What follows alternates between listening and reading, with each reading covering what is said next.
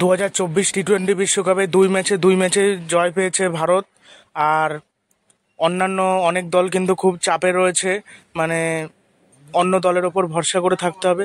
ভারতের হয়ে ঋষভ পান্থ বেশি ভালো খেলছে, কোহলিও দুটো ম্যাচে খেলতে পারেনি। এর দিকে বাংলাদেশ তো এখন অন্য দলের ওপর ভরসা করে থাকতে হবে। গতকালকে সাউথ আফ্রিকার কাছে হেরে গেছে। লাস্ট ওভারে 6 বলে 11 রান করতে হতো, সেই 6 বলে 11 রান করতে পারেনি, লাস্টে হেরে গেছে। 2 বলে 6 রানও বাকি ছিল, 6 মারতে গিয়ে তখন আউট হয়ে যায় মাহমুদুল্লাহ এবং হেরে যায় বাংলাদেশ। বাংলাদেশ রোজ রোজ আর কি এরকম, কিন্তু বাংলাদেশের হয়ে মাহমুদুল্লাহ জিততে পারবে না, মাহমুদুল্লাহ জিতাতে পারবে না, এগুলো মাথায় রাখতে হবে। আর ভারত বাংলাদেশ ম্যাচ কিন্তু যে সুপার 8-এ সেখানে কিন্তু পড়লেও পড়তে পারে, আবার নাও পড়তে পারে, ঠিক নেই কোনো। আর ভারত তো দুটো ম্যাচ দুটোই জিতেছে, জিতলে আর কোনো কথা নেই। একটা হেরে গেলে তখন আবার অন্য দলের ওপর ভরসা করে থাকতে হয়। তবে বাংলাদেশ যদি আর দুটো ম্যাচ জিততে পারে তাহলে কিন্তু বাংলাদেশের কোনো সমস্যা হবে না। বাংলাদেশ যদি দুটো ম্যাচে জিততে না পারে সেক্ষেত্রে বাংলাদেশের সমস্যা হবে। রিশাদ হোসেন তো ভালো খেলছে, বোলিং নিয়ে কোনো সমস্যা নেই, ব্যাটিং নিয়ে কিন্তু সমস্যা। নাজমুল হোসেন শান্ত চরম ফ্লপ, তারপরে অন্য লিটন দাস খেলতে পারছে না, সৌম্য সরকার খেলতে পারছে না, একমাত্র মাহমুদুল্লাহ চেষ্টা করে, শ্রীলঙ্কার বিরুদ্ধে জিতেছিল, সব ম্যাচে খেলতে পারছে না। পাকিস্তানের অবস্থা প্রায় বলতে গেলে ছিটকে গেছে, এখন অন্য দলের ওপর ভরসা করে থাকতে হবে। তারপর যদি সুযোগ আসে, পাকিস্তানের সুযোগ নেই বললেই চলে প্রায়। পাকিস্তান আমার মনে হচ্ছে যেতে পারবে না। সাউথ আফ্রিকা প্রথম দল হিসেবে কোয়ালিফাই করে গেছে সুপার 8-এর জন্য 2024 টি-20 বিশ্বকাপে। 2024 টি-20 বিশ্বকাপে বেশি রান হচ্ছে না, স্লো রান হচ্ছে, এই জন্য খেলা দেখে বেশ মজা আসছে না। 120 রানও মাত্র করতে পারেনি বাবর আজমদের অবস্থা খুবই খারাপ, এই জন্য মানে খুবই খারাপ, ভারতের কাছে একদম লজ্জাজনকভাবে হেরেছে 100। আর নিউজিল্যান্ডের অবস্থাও খারাপ, নিউজিল্যান্ডকে যারা সেমিফাইনালিস্ট হিসেবে দেখছিল, নিউজিল্যান্ডের অবস্থা খুবই খারাপ। ওই আফগানিস্তানের কাছে হেরে একটা ম্যাচে হেরেছে, এখন যেতে হলে তাদের ওপর ভরসা করে থাকতে হবে, অন্য দলের ওপর, অন্য দলের ওপর ভরসা করতে হবে। আফগানিস্তান সুপার 8-এ যাচ্ছে, আফগানিস্তানের সাথে ভারতের ম্যাচ পড়বেই। ভারত থেকে অনেকেই কিন্তু আফগানিস্তানকে সাপোর্ট করে, আফগানিস্তানকে সাপোর্ট করবেই না কেন, তারা যেরকম চমকপ্রদ পারফরমেন্স করে, একেবারে সত্যি অনবদ্য পারফরমেন্স করে। ফাদিল ফারুকি, রাশিদ খান প্রত্যেকে চেষ্টা করে। আর মাহমুদুল্লাহ সব ম্যাচে জেতাতে পারবে না, এক ম্যাচে জিতিয়েছে বলে সব ম্যাচে জেতাবে এমন কোনো কথা নেই। আর শ্রীলঙ্কার অবস্থা খারাপ, শ্রীলঙ্কা প্রায় 2024 বিশ্বকাপ থেকে ছিটকেই গেছে বলতে গেলে, কিছু করার নেই। আর রিশাদ হোসেন কিন্তু ব্যাটিং যে এই স্লো উইকেটে করবে এটা কিন্তু ভাবা যায় না, ওই 1 বলে 6 মেরে জেতাবে এই পিচে, সেটা সম্ভব না। সাকিবকেও রান করতে হবে, সাকিব খেলতে পারছে না, এই জন্য বাংলাদেশের হচ্ছে সব থেকে বড় সমস্যা।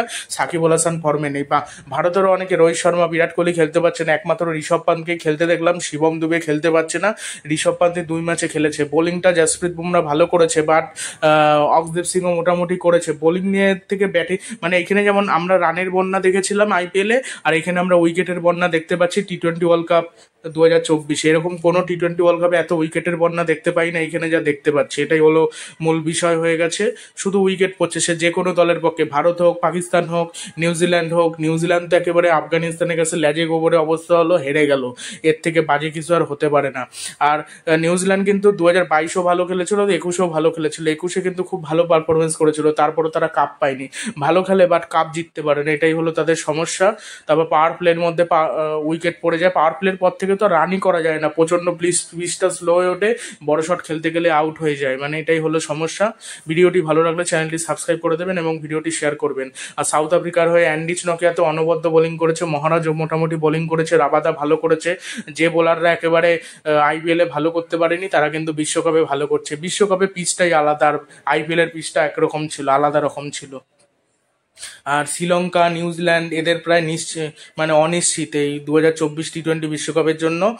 আর ওয়েস্ট ইন্ডিজের কথা এবার বলবো। ওয়েস্ট ইন্ডিজ কিন্তু দুটো ম্যাচ দুটোই জিতেছে, ওয়েস্ট ইন্ডিজ কিন্তু সুপার 8-এ যাচ্ছে।